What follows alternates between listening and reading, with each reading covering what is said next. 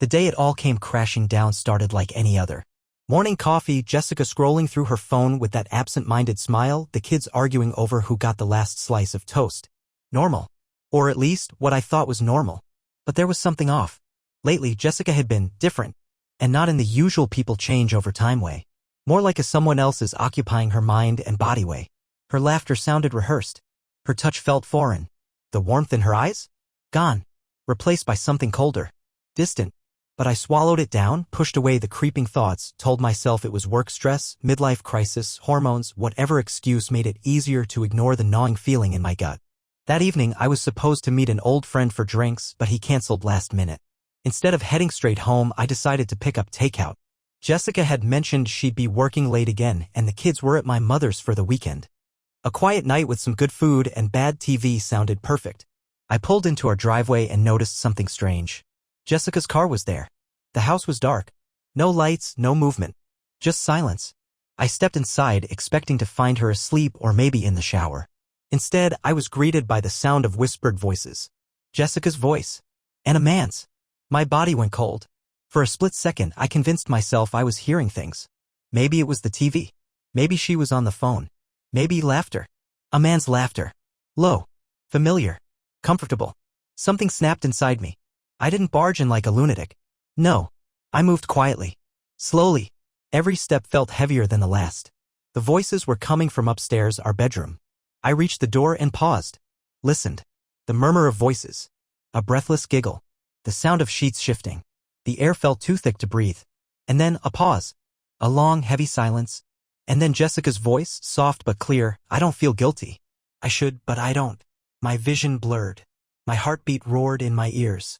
I gripped the door handle, pushed it open, and there she was, Jessica, sitting on our bed, wearing nothing but one of my old shirts, her legs curled under her phone glowing in her hands.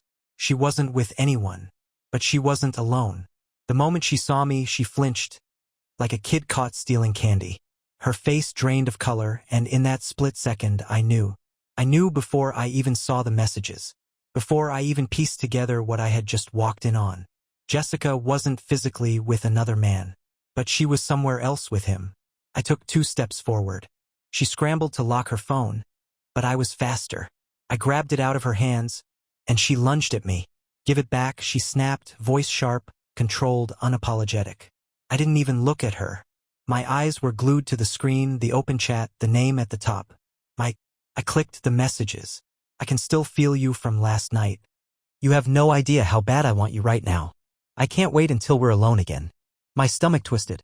I scrolled up. More messages. More stolen moments. More lies. Jessica tried to grab the phone again, but I stepped back. How long? My voice was eerily calm. She crossed her arms.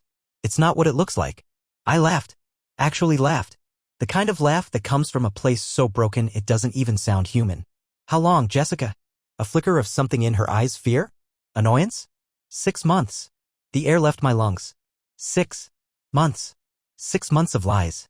6 months of sneaking around. 6 months of kissing me goodnight and whispering to another man when I wasn't looking. I stared at her. The woman I had loved for 20 years. The mother of my children. The person I had built a life with. And all I could think was, who the hell is this? Jessica exhaled, running a hand through her hair. It was never physical. I scoffed. That's supposed to make it better? It was just. She hesitated. Exciting. Exciting. Like our life together, our family, our history, none of it was enough. I clenched my jaw, forced my hands to stay at my sides. So, what? You were planning to meet him? She didn't answer. That silence told me everything I needed to know. I dropped the phone onto the bed. Turned away. Where are you going? I stopped at the door. Looked over my shoulder. And for the first time in our 20 years together, I saw her clearly. Jessica wasn't sorry. She wasn't heartbroken. She was just angry that she got caught. I walked out of the room, out of the house, out of the lie I had been living. And I had no intention of ever stepping back into it. I don't remember getting into my car. I don't remember starting the engine. All I remember is driving aimlessly, mindlessly, my hands gripping the wheel so tightly my knuckles ached. My brain was on fire, playing and replaying her words like a cruel joke. It was never physical. It was just exciting. Exciting. I wanted to laugh. Scream. Punch something. Anything to stop the ringing in my ears. I pulled into an empty parking lot outside a 24-hour gas station. The fluorescent lights buzzed, casting a sickly glow over the cracked pavement. My chest felt tight, my hands trembling as I put the car in park. I could barely breathe. 20 years. 2 decades of my life devoted to a woman who, in the end, had gotten bored. Bored. Like I was some old toy she'd outgrown, some predictable routine she was tired of. And she didn't even have the decency to feel guilty. I sat there, staring blankly at the steering wheel, my mind drowning in a whirlpool of memories. Our wedding day. The birth of our kids. The vacations, the late-night talks, the quiet Sunday mornings. All of it. Gone. Or maybe it had been slipping away for a long time and I had been too blind to see it. My phone buzzed. I almost didn't look, but something in me needed to know. Maybe she was apologizing. Maybe she had come to her senses. Maybe she was begging me to come home so we could fix this. I glanced at the screen. Jessica, are you really going to be this dramatic? My vision went red. Dramatic. I flung my phone into the passenger seat, gripping the steering wheel until my fingers went numb. She had the audacity, the absolute gall, to act like I was the problem, like I was making this into something bigger than it was. I took a deep breath, but it did nothing to calm me. My hands were shaking, my pulse roaring in my ears. I needed to talk to someone. Now, I grabbed my phone and scrolled through my contacts. My brother? No, he'd want to drive over and drag Jessica out of the house by her hair. My mom? She didn't need the stress. Then, I saw a name that made my stomach twist. Matt. Matt was my best friend, had been since college. He and Jessica never really got along. She always said he was too cynical and bad for our marriage. Maybe because Matt saw through her before I ever did. I hit the call button. It rang twice before he picked up. Yo, what's up? You know it's almost midnight, right? His voice was groggy, half asleep. I opened my mouth, but nothing came out. A thick lump clogged my throat, my body shaking from the sheer weight of it all. Bro? His tone sharpened. You good? I let out a slow, unsteady breath. She cheated. Silence. Then what? Jessica. My voice barely sounded like mine. She's been talking to some guy. 6 months. Said it was exciting. Another long silence. Then Matt exhaled sharply. Where are you? Gas station off 5th. Stay there. I'm coming. I hung up and stared out the windshield, my mind spinning. I should have gone home. Should have walked back through that front door and demanded answers. Why him? Why now? Why throw everything away? But I already knew the answers. Because he was new. Because she was bored. Because she thought I would always be there. She thought I'd wait. Matt pulled up beside me 10 minutes later, his car screeching to a stop. He barely killed the engine before he was out, storming toward my window. I rolled it down. Tell me everything, he demanded. So I did. Every single ugly detail. The messages. The laughter. The way she had looked me in the eye and admitted it like it was nothing. By the time I finished, Matt was pacing like a caged animal, hands in his hair. That selfish, lying. He stopped, turned to me. What are you gonna do? I shook my head. I don't know. Bro, you can't stay with her. His voice was firm, no hesitation. I swallowed hard. We have kids. Yeah, and? You think staying in a broken marriage is better for them? I rubbed my face, exhaustion settling deep into my bones. I exhaled. I didn't think it would end like this. Matt's expression softened, but his voice stayed strong. She ended it, the second she chose someone else. I hated how true that was. My phone buzzed again. Another message from Jessica. You coming home or not? Like nothing had happened. Like I was supposed to just go back, crawl into bed beside her, pretend she hadn't just ripped my heart out of my chest. Matt peeked at my screen and scoffed. Unbelievable. He looked at me. You're not going back, right? I didn't answer. Not because I wanted to, but because I wasn't sure what kind of man I would be when I walked through that door. That I sat in that parking lot long after Matt left, staring at the glowing screen of my phone, reading her message over and over again. You coming home or not? Not I'm sorry. Not can we talk? Not even some pathetic attempt to explain herself. Just this casual, dismissive, as if she had asked me to pick up milk on the way home. My fingers hovered over the keyboard. Every possible response ran through my mind. No, I'm not coming home. Go to hell, Jessica. Was it worth it? Was he worth it? But I didn't type anything. Instead, I shut off my phone, sat back in my seat, and closed my eyes. I wanted to believe that if I just sat there long enough, the weight crushing my chest would ease. That at some point, my mind would stop replaying her voice, her words, the way she had looked at me like I was some inconvenience rather than the man she had spent 2 decades with. But the weight didn't go away. And I realized something right then. I couldn't go home. Not yet. Because if I walked through that door, I wouldn't know what to do. I wouldn't know how to look at her without seeing him. Without imagining every conversation, every stolen moment she had shared with him, every time she had laughed at his jokes while I sat across from her at dinner, clueless. I needed time. Space. Clarity. So I did the one thing I never thought I'd do. I checked into a hotel. The room was standard, lifeless, just a bed, a TV, a desk. The kind of place businessmen crashed in for a night before catching an early flight. It wasn't home, but at least it was mine for now. I tossed my keys onto the nightstand and collapsed onto the mattress, staring at the ceiling. The silence was deafening. No sound of Jessica moving around in the next room. No murmurs of the kids talking in their sleep. Just emptiness. For a moment, I almost called them. But what would I even say? Hey guys, just letting you know Mom's been emotionally cheating on me for half a year. And I don't know if we're gonna make it. No, that wasn't a conversation I could have over the phone. I sighed, rolling onto my side, but sleep refused to come. My brain wouldn't shut up, wouldn't stop dissecting every little sign I had ignored.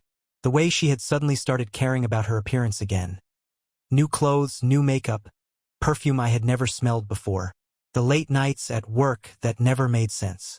The phone she guarded like it was filled with government secrets. God, how had I been so blind? A part of me wanted to believe her when she said it wasn't physical. That maybe, just maybe, this had only been some stupid fantasy in her head. That she hadn't crossed the ultimate line. But what did it even matter? She had still chosen him.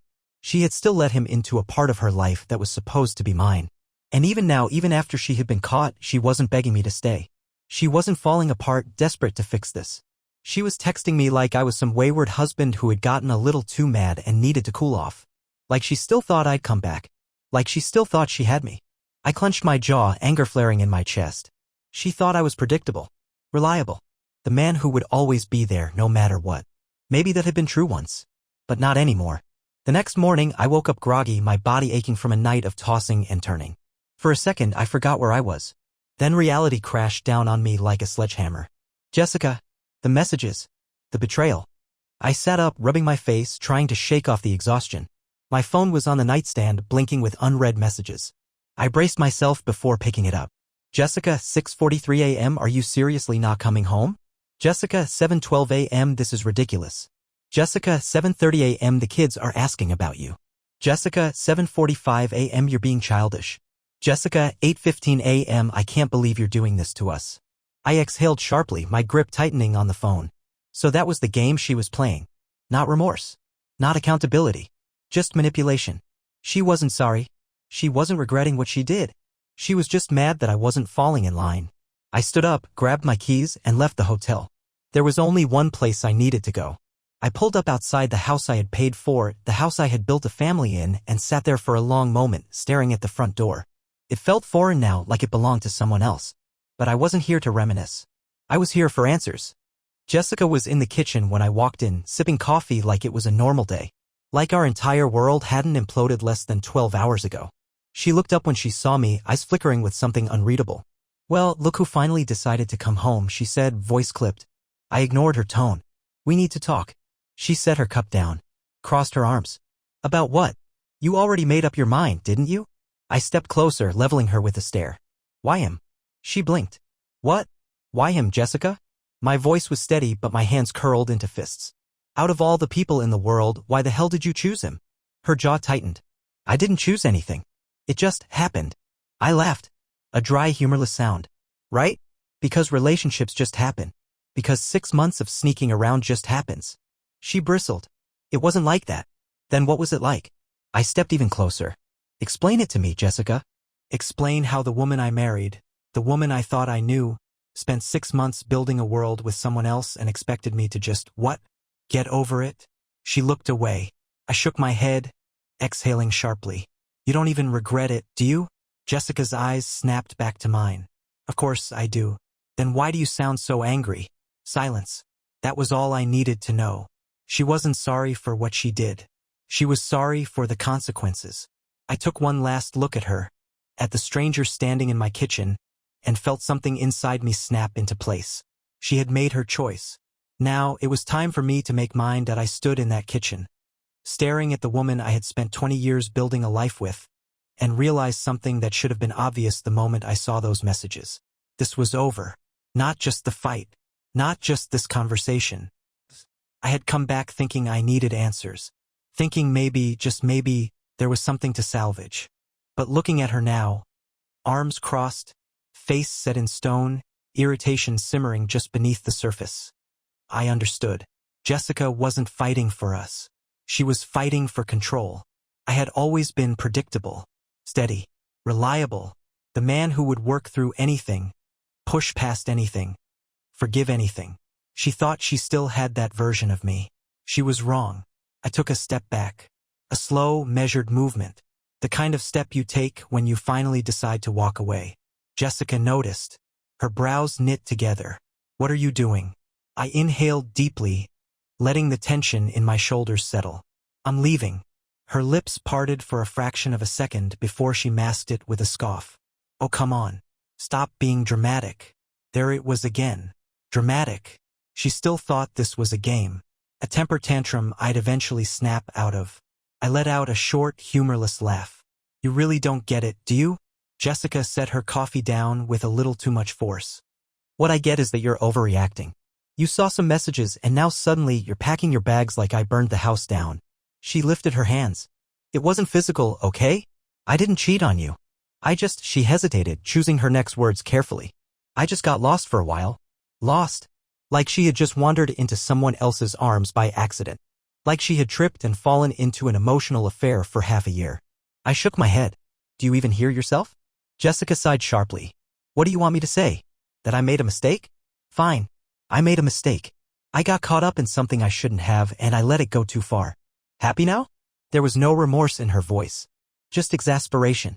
Like she was waiting for me to accept her half-hearted apology so we could move on. And for the first time I saw our marriage for what it truly was. I had spent years trying to make this work. Trying to be the husband she needed, the father our kids deserved. I had sacrificed, compromised, bent over backwards to keep our family together. And Jessica? Jessica had settled. I wasn't her partner. I was her safety net. A good husband. A good provider. The man who would always be there no matter how much she chose to take me for granted. Until she found something exciting. And when that excitement fell apart, when he disappeared, when reality slapped her in the face, she thought she could come back. Thought I'd still be waiting. I wasn't. You're right about one thing, I said, voice even. You did make a mistake. Jessica's expression flickered just for a second. The smallest shift. A hint of doubt. Of fear. And I knew at that moment that she was starting to understand. I wasn't coming back from this. I turned on my heel and walked toward the stairs. Where are you going? I didn't stop. Packing. Jessica let out a short, disbelieving laugh. You're actually serious? I didn't answer. Because it didn't matter what she believed. I was done. Packing felt surreal. I wasn't grabbing everything. Just the essentials. Clothes. Documents. A few personal things that actually mattered. Everything else? I'd deal with it later. Jessica stood in the doorway, arms crossed, watching me like I was a puzzle she couldn't quite solve. You're really throwing away 20 years over some texts? I stuffed another shirt into my duffel bag. You threw it away first. Her lips pressed into a thin line. It wasn't real. I zipped up the bag. It was real enough. Silence stretched between us. Then, where are you even going? I slung the bag over my shoulder. Does it matter? Jessica exhaled through her nose, her frustration mounting. So that's it? You're just leaving? I met her eyes. What did you expect me to do? She had no answer. Because deep down, she had never actually believed I would leave. She thought I'd yell, sleep on the couch for a few nights, and then fall back in line. But she underestimated me. For years, I had been the man she could take for granted. The man who would endure anything for the sake of keeping our family together. But I wasn't that man anymore. She had broken me in a way that couldn't be fixed. And now she had to live with it. I walked past her without another word. Jessica didn't follow. She just stood there, watching, waiting, probably expecting me to hesitate, to turn back, to reconsider. I didn't. I walked out that door. And I didn't look back. The cold air hit me the second I stepped outside, a stark contrast to the suffocating tension inside that house. That house. Not my home anymore. It hadn't been for a long time, I just hadn't realized it until now. I stood there for a moment, staring at my car, my bag heavy on my shoulder. I expected to feel something: grief, anger, regret. But all I felt was nothing. Not a hollow, aching nothing. Not the kind of numbness that comes from being too overwhelmed to process emotions. No. This was freedom. I threw my bag into the passenger seat and got in. My hands gripped the wheel, but I didn't start the engine right away. Instead, I glanced back at the house one last time, half expecting Jessica to come running out to make some last-ditch effort to stop me. But she didn't. Of course, she didn't. Because she still didn't believe this was real. She thought this was just a phase, just me being dramatic. That I'd sleep at a hotel for a few nights, cool off, and come crawling back. That I'd eventually realize that this was just how marriages worked, that people got bored, people made mistakes, and people moved on. That's what she wanted, wasn't it? To move on, but only from her mistakes. Not from me. But I wasn't a mistake she could just erase. I turned the key in the ignition and the car rumbled to life. The dashboard lights glowed, illuminating my hands. They weren't shaking anymore. I pulled out of the driveway and drove. And I didn't look back. I didn't know where I was going. The hotel was an option, but I didn't want to be alone with my thoughts in a sterile room. My mom's house was too far, and I wasn't ready to explain everything to her just yet. So I went to the only place that made sense. Matt's. I pulled into his driveway and shut off the car, sitting there for a moment before finally stepping out. Before I could even knock, the front door swung open, and Matt was standing there, arms crossed, looking like he'd been expecting me all along. "You look like crap," he said. "Thanks," I muttered, stepping inside. The place hadn't changed since the last time I was here. Same leather couch, same cluttered coffee table covered in beer bottles and takeout containers. It smelled like pizza and laundry detergent. A strangely familiar mix that made me realize how unfamiliar my own house had felt for a long time. Matt shut the door behind me. "You leaving her?" I dropped my bag on the floor and sank onto the couch. "Yeah." He nodded like he had already known the answer before I even said it. "Good." I let out a slow breath, running a hand down my face. "You don't even know the whole story." Matt sat down across from me, grabbing a beer from the coffee table. "I know enough. I know she didn't give a damn about how this would hurt you. I know she lied to you for 6 months, and when you found out, she didn't even try to make it right. I know she acted like you were the problem instead of taking responsibility for what she did." He cracked the bottle open and took a swig. "That's all I need to know." I exhaled sharply. "Jesus, Matt, don't hold back or anything." He smirked. "You want me to sugarcoat it?" I shook my head. "No. I don't know, man. I feel like I should be angrier. Or sadder. Or something. But all I feel is..." I gestured vaguely, struggling to put it into words. Matt leaned back. "Relief?" I stared at him, surprised. "Yeah." He nodded knowingly. "Because deep down, you've known this was over for a while. You just didn't want to admit it." I opened my mouth to argue, but nothing came out. Because he was right. Hadn't I felt it? The distance? The way Jessica and I had stopped being us long before I ever found those texts? The way she had treated me, the way she had dismissed me, the way she had gotten bored with me but still expected me to stay? This wasn't sudden. This wasn't some earth-shattering, out-of-nowhere betrayal. This had been dying for a long time.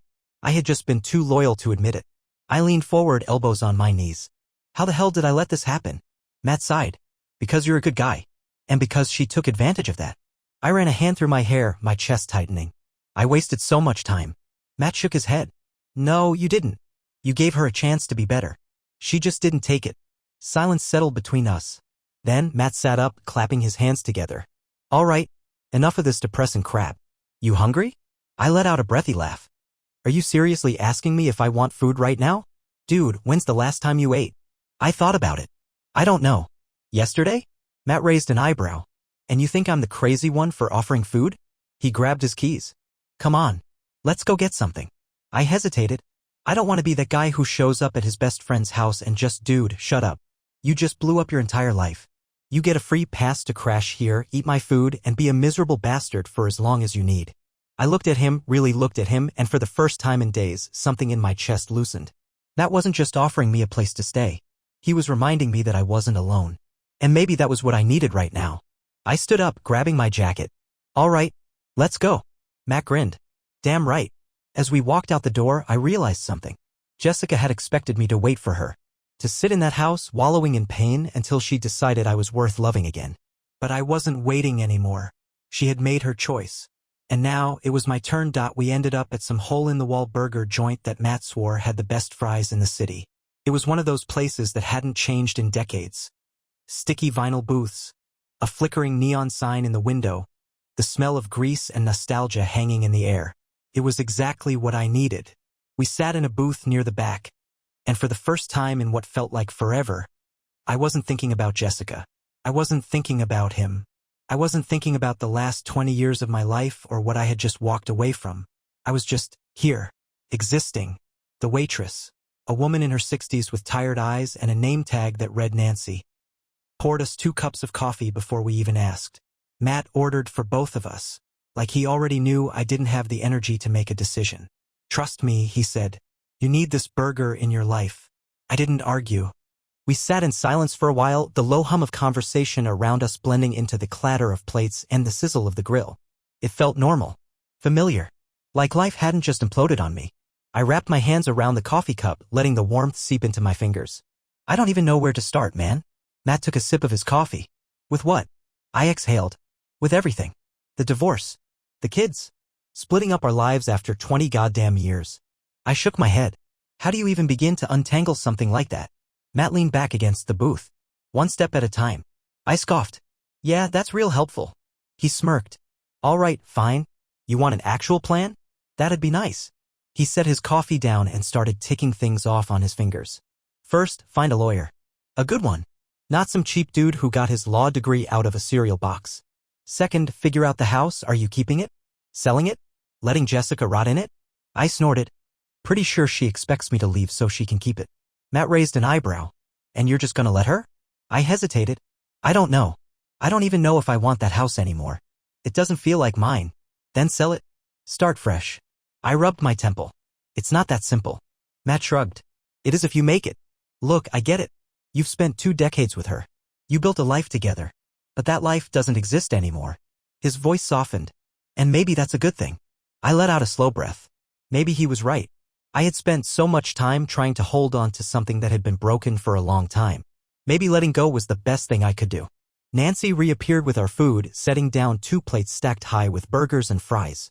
My stomach growled at the sight of it, reminding me that I had barely eaten since this whole mess started. I picked up a fry and popped it into my mouth. Damn, Matt wasn't kidding. He grinned at my expression. "Told you." For the next few minutes, we didn't talk about Jessica, or divorce, or any of the mess waiting for me outside this diner. We just ate. And for the first time since I read those messages, I felt normal. It was past midnight when we got back to Matt's place. I dropped onto the couch, stretching my legs out, feeling the exhaustion settle deep into my bones. It wasn't just physical, it was mental. Emotional. Matt plopped down in the recliner across from me, cracking open a beer. "So, what's next?" I stared up at the ceiling. "Sleep, hopefully." "You know that's not what I mean." I sighed. "Yeah, I know." He took a sip of his beer. "You gonna tell the kids?" My chest tightened. "I have to." "She gonna tell them first?" That was the real question, wasn't it? Jessica wasn't the type to sit on something like this. She would want to control the narrative, spin it in a way that made her look like the victim. I could already hear it. "Your father walked out on us. He's being unreasonable. He's overreacting over something that didn't even mean anything." I wasn't about to let that happen. I sat up. "I need to talk to them before she does." Matt nodded. "Good. Do it tomorrow. Don't give her the chance to twist things." I ran a hand down my face. Jesus, man. I never thought I'd be here. Splitting holidays. Dividing up time with my own kids. Signing papers to officially end the life I thought I'd have forever. Matt's voice was steady. "She ended it first." I looked at him. He held my gaze, no pity in his expression. Just truth. "She ended it," he repeated, "the second she picked someone else." I swallowed hard. Because he was right. Jessica hadn't been forced into this. She hadn't tripped and fallen into some emotional affair by accident. She had chosen this. Chosen him. Chosen herself. And now I was choosing me. For the first time in a long time, I was putting myself first. I exhaled slowly, leaning back against the couch. "Tomorrow. I'll talk to the kids tomorrow." Matt nodded. "Good." He took another sip of his beer, then grinned. "You want one?" I chuckled, shaking my head. "Nah, man. I just need sleep." "Suit yourself." He flicked on the TV, and for a while, we just sat there. Not talking. Not thinking about Jessica. Just 2 old friends sitting in a dimly lit living room, watching some dumb action movie like we were 20 again. And for the first time in months, I felt something I hadn't felt in a long, long time. Hope. I woke up to the sound of my phone vibrating against the coffee table. The room was still dark, the only light coming from the TV which had been playing some late-night infomercial on repeat. My neck ached from sleeping on the couch, but it didn't matter. Today wasn't about comfort. Today, I had to tell my kids the truth. I reached for my phone, blinking the sleep out of my eyes. 3 missed calls. All from Jessica. A handful of unread texts, too. Jessica, 6:02 a.m. call me. Jessica, 6:15 a.m. we need to talk before you do anything stupid. Jessica, 6:30 a.m. don't involve the kids in this mess. I clenched my jaw. That last message? That pissed me off more than anything else. She had already involved them. She just didn't want to deal with the consequences. I tossed my phone onto the couch and rubbed my face. My head was pounding, my body aching from exhaustion. But there was no time to waste. I needed to get to them before Jessica spun this into something it wasn't. A door creaked behind me, and I turned to see Matt stumbling out of his bedroom, shirtless, rubbing his face like a bear coming out of hibernation. You look like hell, he muttered, heading straight for the fridge. Feel like it too, I grumbled. He pulled out a carton of orange juice, took a long swig straight from it, then wiped his mouth with the back of his hand. You talking to them today? Yeah. You know what you're gonna say? I sighed, running a hand through my hair. No. Matt snorted. Great plan. Solid strategy. I shot him a look and he shrugged. You just gonna tell them everything? He asked, leaning against the counter. They deserve to know the truth. Matt nodded, considering that. Yeah, but they also don't deserve to get caught in the crossfire. You don't have to drag Jessica through the mud to make your point. I exhaled sharply. I don't want to turn this into a war. Good. Because if you fight dirty, she will too. I already knew that. Jessica wasn't going to take this lying down. She was going to protect her image, twist things to make herself look like the victim. That's why I had to get ahead of this. I grabbed my keys and slung my bag over my shoulder. I gotta go. Matt nodded. Call me if you need backup. I smirked. You gonna come swinging? Hell yeah, he said, dead serious. But you know, emotionally. Legally. In a way that won't get me arrested. I chuckled, shaking my head. I'll keep you posted. And with that, I walked out the door, bracing myself for what came next. The drive to my mom's house was short, but it felt like it took hours. My heart was pounding, my grip tight on the wheel. The kids were expecting to see me, but they weren't expecting this. They weren't expecting their lives to change forever. When I pulled into the driveway, my mom was already at the door, arms crossed, watching me with that look only moms have, the one that says I know something's wrong and you're going to tell me what it is. I sighed, stepping out of the car. Hey, Mom. She tilted her head. You look like you haven't slept. Didn't. She pursed her lips but didn't push. They're inside. Eating breakfast. I nodded. Thanks for keeping them last night. Of course. But, honey, she placed a gentle hand on my arm. What's going on? I swallowed hard. Jessica and I, it's over. Her face softened. Oh, sweetheart. I shook my head. Don't. Not yet. I need to tell them first. She nodded, stepping aside to let me in. Do you want me to stay, or? I hesitated, then shook my head. No. I need to do this alone. She gave me a sad smile. All right. I'll be in the garden if you need me. I took a deep breath and stepped inside. The smell of bacon and syrup filled the air, the familiar sounds of my kids bickering over something stupid coming from the dining room. For a moment, I wished I could freeze this moment. Because after today, nothing would ever be the same. I walked in and they both looked up surprised. Dad? Emily, my 15-year-old, wiped syrup off her mouth. What are you doing here? Connor, my 12-year-old, stuffed another bite of pancake into his mouth. Mom said you were working. I clenched my jaw. Of course she did. I pulled out a chair and sat down. We need to talk. Emily's face immediately tensed. Is it bad? I nodded. Yeah, it is. Connor swallowed. Are you sick? No. Nothing like that. Emily stared at me and I could already see the wheels turning in her head. She was smart. Too smart. It's about Mom, isn't it? She asked. I inhaled deeply. Yeah. Connor frowned. Are you guys fighting? I hesitated. We're not going to be together anymore. Silence. Emily blinked. What? Connor looked between us. Like a break? Or? I shook my head. No, buddy. Not a break. We're getting a divorce. Connor's fork clattered against his plate. But why? Emily's jaw tightened. Did Mom do something? I exhaled slowly. I'm not going to badmouth your mom. But I will say this, she made choices that hurt me. Choices that made it impossible for us to stay together. Emily's eyes flashed with something close to anger. She cheated, didn't she? Connor stiffened. No way. Mom wouldn't do that. I hesitated just a second too long. Emily's face hardened. I knew it. Connor's mouth opened and closed, his face pale. No. She wouldn't. Emily turned to him. Connor, think about it. Dad wouldn't just leave. She didn't. Connor's voice was small now. She wouldn't do that to us. And that's what gutted me the most. Not that she had done it to me, but that she had done it to them. I reached across the table. Listen to me. No matter what happens, I love you both more than anything. That's not going to change. Ever. Emily swallowed hard, nodding, but Connor was staring down at his plate. His hands clenched into fists. I knew this was going to break them, and I knew Jessica would try to fix it in the worst way possible. But I wasn't going to let her control this anymore. I had taken my life back. Now, I had to protect theirs. The silence stretched between us, thick and suffocating.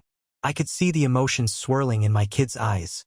Hurt, confusion, disbelief. Emily was trying to stay strong. Her jaw clenched tight.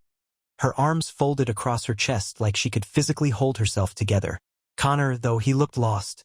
His hands were curled into fists on the table, his shoulders stiff, like he was bracing for impact. I hated this. I hated that she did this to them. I hated that no matter how careful I was with my words, no matter how much I tried to soften the truth, it was still going to wreck them. Connor finally spoke, his voice small. So, you're just leaving? I flinched. No, buddy. I'm not leaving you. I will never leave you. But you're leaving us. His voice cracked. You're leaving our family. The weight of his words slammed into me like a fist to the gut. No, I said firmly. That's not what this is. I looked between them, making sure they heard me. Really heard me. I will always be here for you. Nothing about that is going to change. You will always have me. But you won't be home, Connor shot back. I swallowed hard. No, I won't be living there anymore. Emily scoffed. Let me guess, Mom gets to keep the house? I hesitated, which was answer enough. She let out a bitter laugh. Of course she does. Connor shook his head. I don't get it. Why can't you guys just fix it? You always fix things. I exhaled. Some things can't be fixed, Connor. That's not true, he argued. People fight. Parents fight. You can work it out. I hated this. I hated seeing the hope in his eyes, knowing it wasn't going to last. Emily, though, she wasn't hopeful. She was angry. You don't get it, do you? She snapped at him. Mom's the one who ruined everything. Connor glared at her. You don't know that. Emily turned to me. Tell him. Tell him what she did. My stomach twisted. Emily, tell him, she repeated, her voice sharp. I sighed, rubbing my temple. I told you I'm not going to badmouth your mom. Why not? She snapped. She deserves it. Connor looked at me, eyes wide. Dad, did she cheat? I clenched my jaw. I could feel my pulse in my throat. They deserved the truth. But I had to be careful. I inhaled deeply. What happened between me and your mom is complicated. Emily let out a short, humorless laugh. That's a yes. Connor's face crumpled. No. No way. She wouldn't do that. She did, Emily said flatly. Shut up. Connor snapped, his voice shaking. Connor, shut up. He pushed his chair back so fast it scraped against the floor. His face was red, his breathing uneven. Mom wouldn't do that. You're lying. Emily scoffed. Oh, grow up, Connor. Stop it. I snapped, my voice sharper than I intended. Both of you. Connor shook his head violently. I don't believe you. I don't believe any of this. And before I could stop him, he bolted out of the room. My chest tightened. Emily rolled her eyes. God, he's so naive. Emily, I warned. She met my gaze, eyes blazing. What? You're just going to let him believe Mom's some innocent victim? I sighed. No. But he needs time. She shook her head. I don't. I knew something was off for months. I just didn't want to believe it. I swallowed hard. I'm sorry. She looked at me, something vulnerable flickering in her eyes. Are you? That hurt. Because I was. I was sorry that she had to find out this way. I was sorry that Jessica had forced this on them. I was sorry that no matter how much I wanted to protect them, I couldn't stop them from getting caught in the wreckage. But I wasn't sorry for leaving.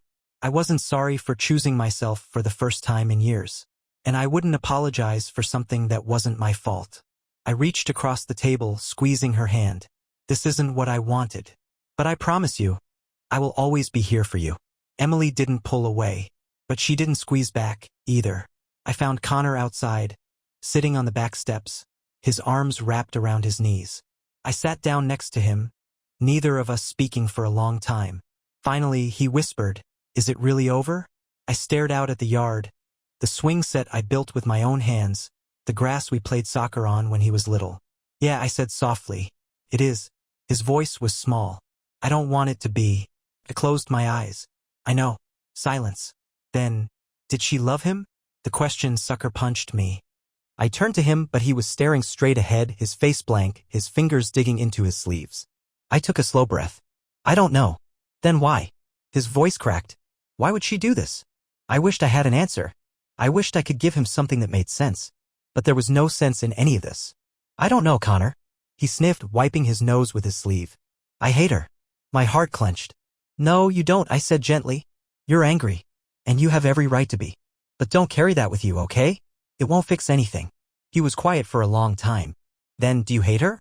I exhaled slowly. No. I wanted to. God, I wanted to. But hate was heavy.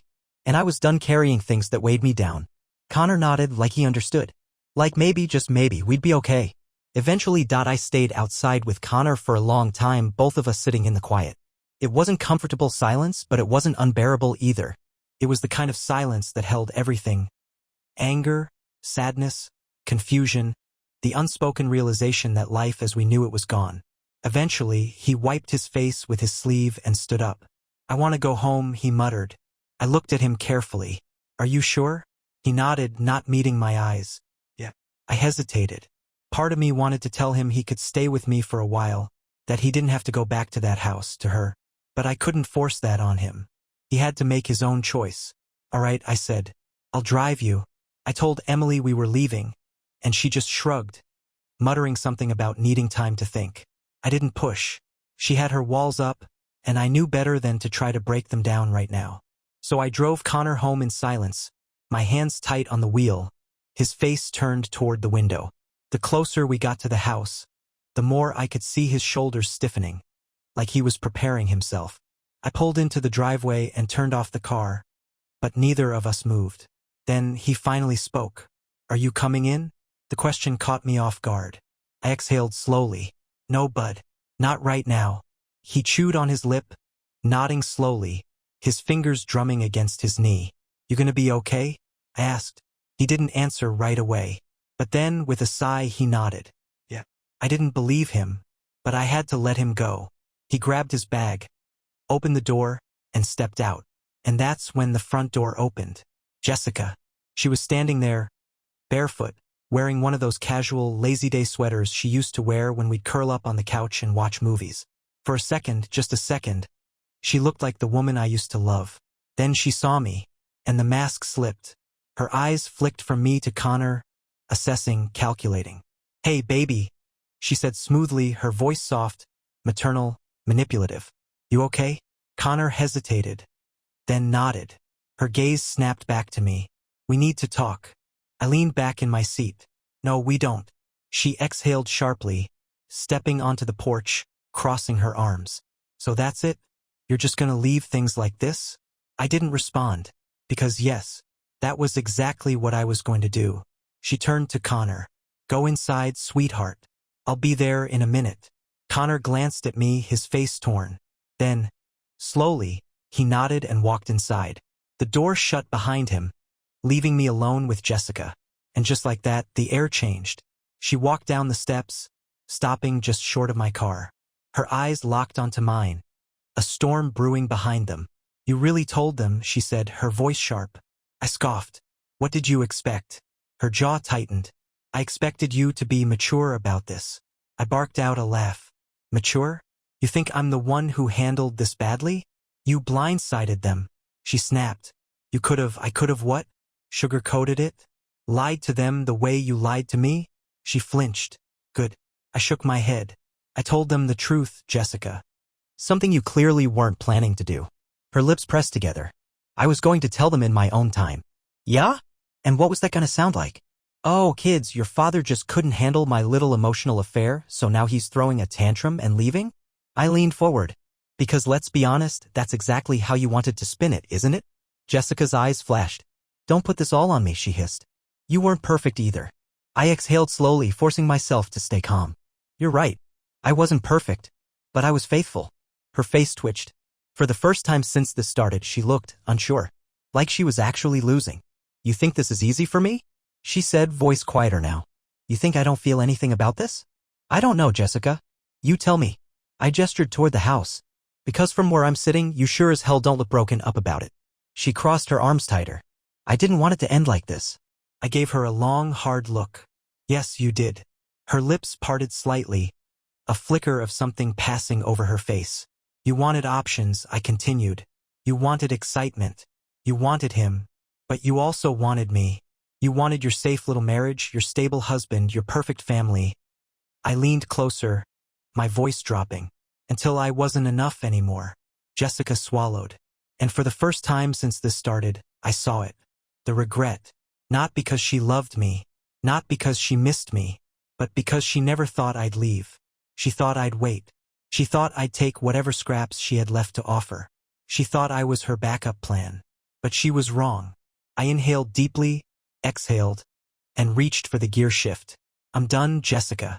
She blinked. What? I'm done, I repeated. With you. With this. With us. Her face paled. So that's it? Just like that? I met her eyes. Just like that. For a split second, she looked like she was about to say something else. But she didn't. Because there was nothing left to say. I put the car in reverse and backed out of the driveway. She didn't chase me. She didn't beg.